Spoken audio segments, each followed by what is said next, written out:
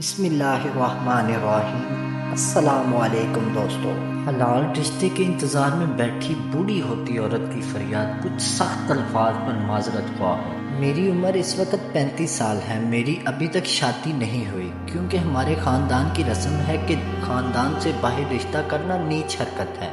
خاندان کے بڑے بوڑھے جب آپس میں بیٹھتے ہیں تو بڑے فخریہ انداز سے کہتے ہیں کہ 7 پشتوں تک اب تک ہم نے کبھی خاندان سے باہر رشتہ نہیں کیا۔ میں اس وقت عمر کے 35ویں سال میں پہنچی ہوں۔ اب تک میرے لیے خاندان سے کوئی رشتہ نہیں آیا، جبکہ غیر خاندانوں سے کئی رشتے آئے ہیں، لیکن مجال ہے کہ میرے والدین یا بھائیوں نے کسی سے ہاں بھی کی ہو۔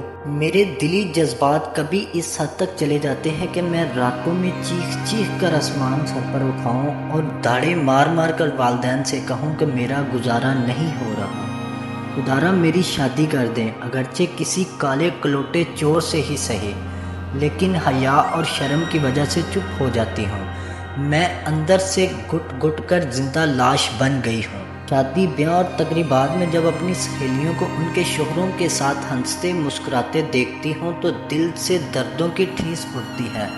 یا خدا ایسے پڑھے لکھے جاہل ماں باپ کسی کو نہ دینا جو اپنی خاندان کی روایت اور رسموں کو نبھا کر اپنی بچیوں کی زندگیاں برباد کر دیں۔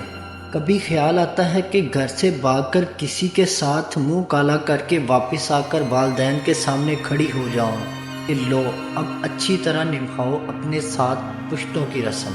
کبھی خیال آتا ہے کہ گھر سے بھاگ جاؤں اور کسی سے کہوں مجھے بیوی بنا لو، لیکن پھر خیال آتا ہے کہ اگر کسی برے انسان کے ہتھے چڑھ گئی تو میرا کیا بنے گا۔ میرے درد کو مسجد کا مولوی بھی جمعے کے خطبے میں بیان نہیں کرتا۔ اے مولوی صاحب ذرا تو بھی سن۔ رات کو جب ابا حضور اور اماں ایک کمرے میں سو رہے ہوتے ہیں، بھائی اپنے اپنے کمروں میں بھابھیوں کے ساتھ آرام کر رہے ہوتے ہیں، تب مجھ پر کیا گزرتی ہے وہ صرف میں اکیلی ہی جانتی ہوں۔ اے حاکم وقت تو بھی سن لے۔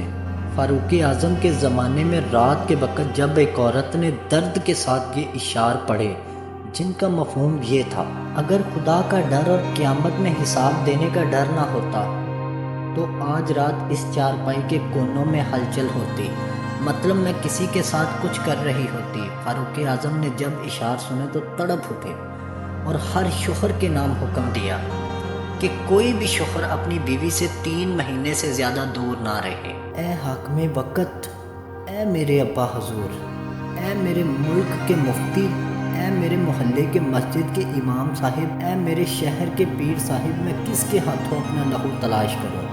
کون میرے درد کو سمجھے گا؟ 35 سال کی عمر گزر گئی، لیکن میرے ابا کی اب بھی وہی رٹ ہے کہ میں اپنی بچی کی شادی خاندان سے باہر ہرگز نہیں کروں گا۔ اے لوگو مجھے بتاؤ، کوئی شخص تیار کھانا نہ کھائے اور بولے تقدیر میں ایسا تھا تو وہ پاگل ہے یا عقل مند؟ اللہ پاک نوالا منہ میں ڈلوائے گا کیا؟